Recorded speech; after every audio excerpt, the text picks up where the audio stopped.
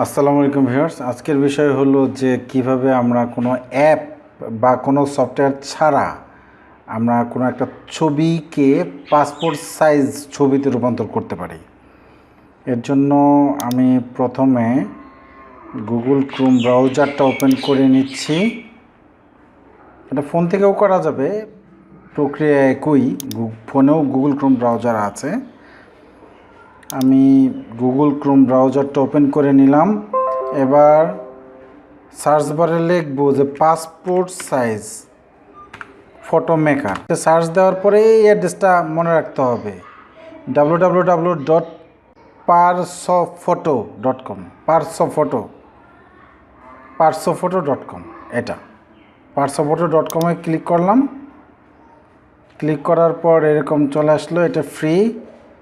এবার আমি এইখানে ক্লিক করেও একটা ইমেজ সিলেক্ট করতে পারি, এখানে ক্লিক করেও করতে পারি। তাহলে এখানে একটা ক্লিক করে দিলাম। ক্লিক করার পর আমি এই ছবিগুলো আমি একটু বড় করে দেখাচ্ছি। এই ছবিগুলো আমি আমার পাসপোর্ট সাইজ মতো আমি কাটবো। তাহলে একটা একটা করে শুরু করি। যেমন আশরাফুল ওপেন করলাম। ওপেন করার পরে এটা ঠিকঠাক মতো একটু বসাই দেব আমরা। এটা দিয়ে একটু জুম করতে পারবো, এই যে জুম করলাম। এটা দিয়ে আমরা এই যে এখানে ক্লিক করে আমরা ঘোরাতে পারবো, আর এইখানে ক্লিক করে আমার সুবিধা মতো আমি ঘুরিয়ে নিতে পারবো। আমি আরেকটু জুম করে দিচ্ছি। হ্যাঁ, আমার যাতে এই ছবিটা একটু থাকে আমি আরেকটু উপরে উঠিয়ে নিচ্ছি। হ্যাঁ, তাহলে এবার আমি ছবিটা ঠিকঠাক মতো বসানোর পরে আমি নেক্সটে চলে যাব। নেক্সট কমপ্লিটে আবার ক্লিক করলাম।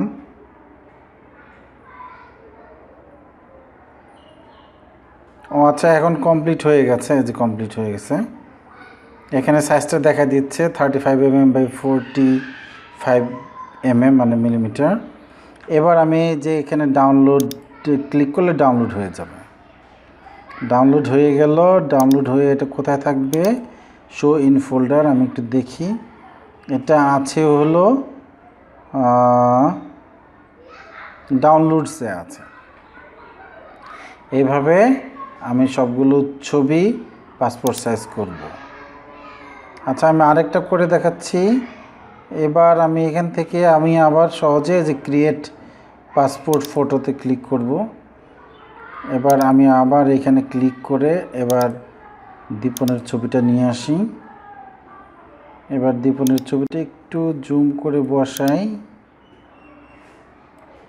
আর একটু ছোট করি যাতে আমার এই ওয়াগলটা না কাটে। এটা আমি চাচ্ছি।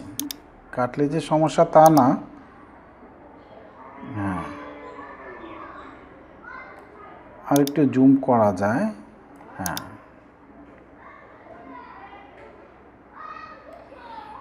এবার আমি নেক্সট আবার এখানে কমপ্লিটে ক্লিক করে দিলাম।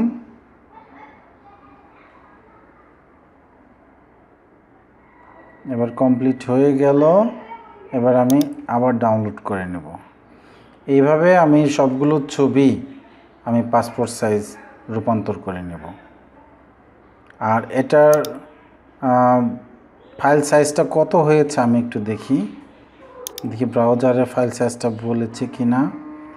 ব্রাউজারের ফাইল সাইজটা বলে নাই। তাহলে আমি একটু দেখি। আমার যেহেতু 200 কেবির নিচের প্রয়োজন, আমি ডাউনলোডসে গিয়ে আমি দেখি এটার ফাইল সাইজটা কত হলো।